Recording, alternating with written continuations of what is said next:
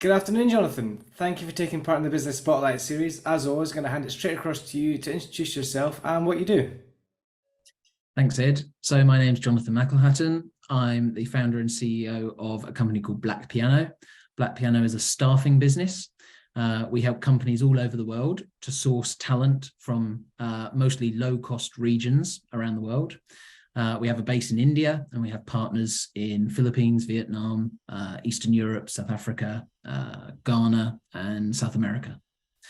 I started my career as a management consultant with Accenture, moved on to a digital agency called Foolproof, and started Black Piano 3 years ago. Fantastic. I was just about to ask how long ago you started. So I'm guessing, was COVID some influence in the start of the business, or? Actually, no. I started the business just before COVID. COVID has actually been an accelerator for the business. COVID drove remote working as a general concept. Everybody is much more comfortable working remotely now than they ever were before.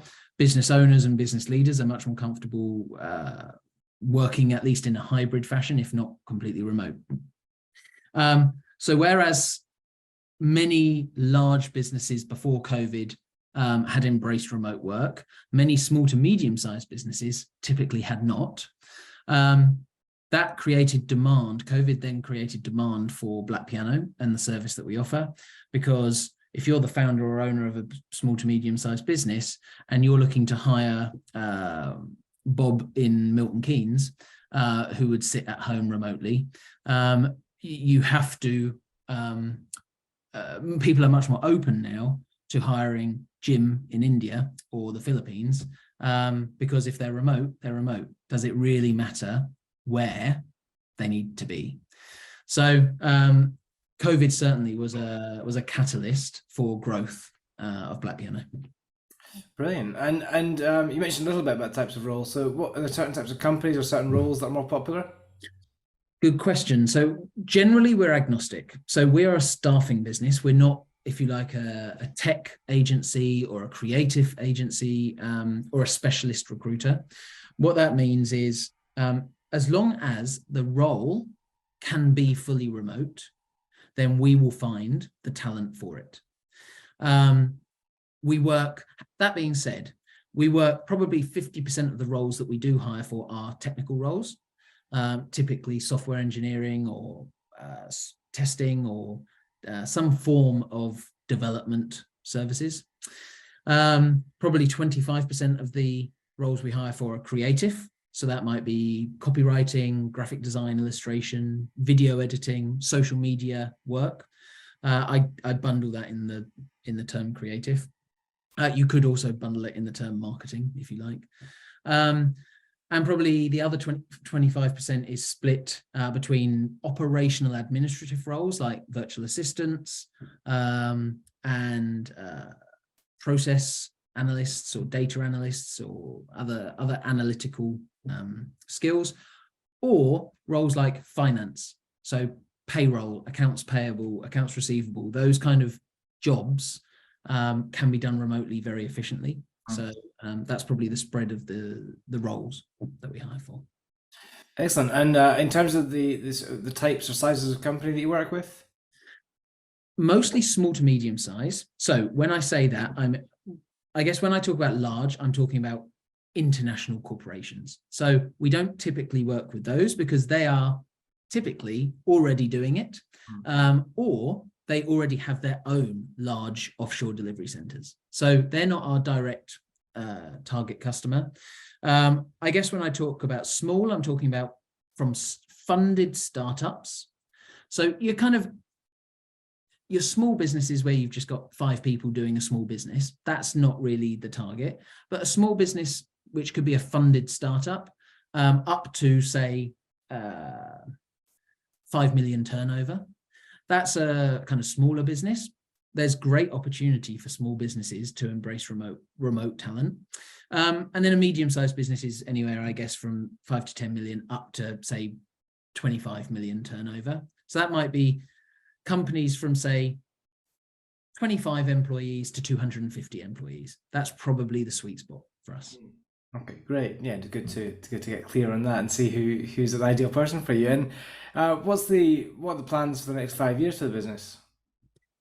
Yeah, that's a great question. Actually, right now we're reworking our mission, vision, and goals, which I think is a great process to rework on a periodic basis. You know, a business that has a static vision, mission, and set of goals that never changes, actually that's quite a risk. So we're reworking ours right now, but our business becomes successful with volume. So the primary metric of success for Black Piano is number of staff. Because what we do is we find the staff, we hire the staff, and then we place the staff. So, you know, we could easily be a business of 500 people. We could easily be a business of 5,000 people. So I guess volume growth is my commercial target for the business. I have a softer target for the business, though, which is to become the first choice employer in India. So India being our primary source of talent. And you should ask me a question about India in a moment. But India being the primary source of talent, I want to be known by talent across India as a great place to work. We already are by our small number of staff. Why can't we be known across India as the place to work? So that's kind of my soft target, and my hard target is volume growth. Excellent. And is there something else you wanted to mention about India that you haven't mentioned? India is interesting because offshoring is a principle which typically means moving workers or moving roles from a higher cost region to a lower cost region. That's the general principle. But there are lots of lower cost regions around the world. India and Southeast Asia is a very typical place. Eastern Europe historically has been a typical place to offshore. And then there are other regions, Latin America increasingly so. What's really made us prioritize India is a few things. One, India's population growth is rapid. India is adding 12 million people of working age to their population every year. So the sheer volume of supply is greater than any other single region. So your best chances of filling your role is with Indian talent.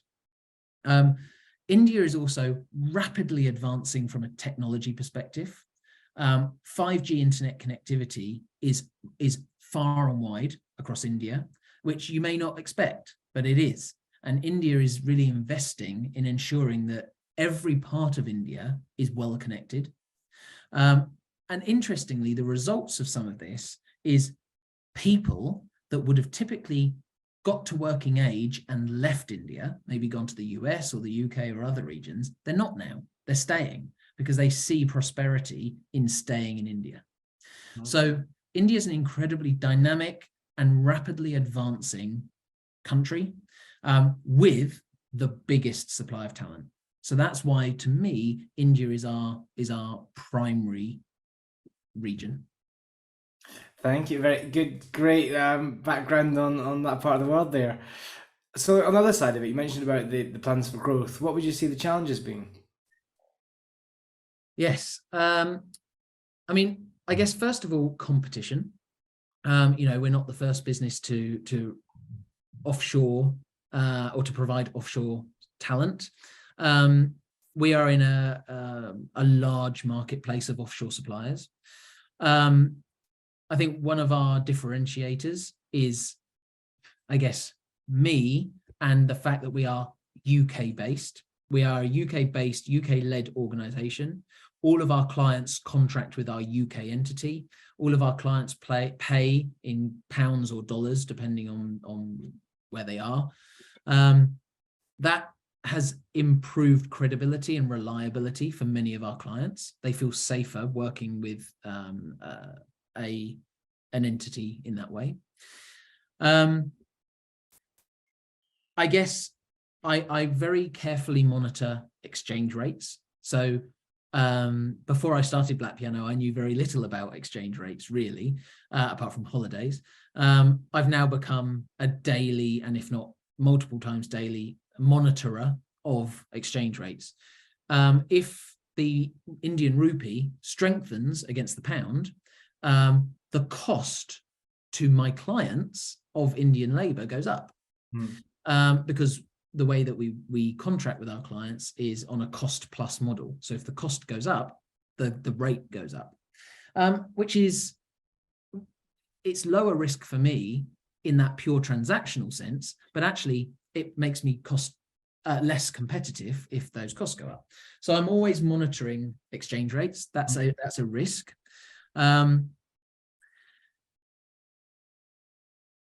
guess the other thing is the expectations of Indian talent. If their salary expectations go up because there is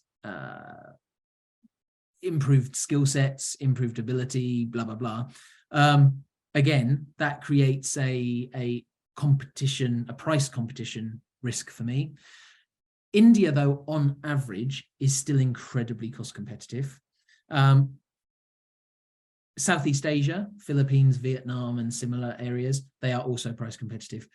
Eastern Europe, South Africa, and Latin America actually they are experiencing the increased cost of living reflecting on salaries, and therefore they have to charge higher rates. It's interesting, Poland, Czech Republic, and other traditional Eastern European regions, they are now almost as expensive per hour of labor as UK talent.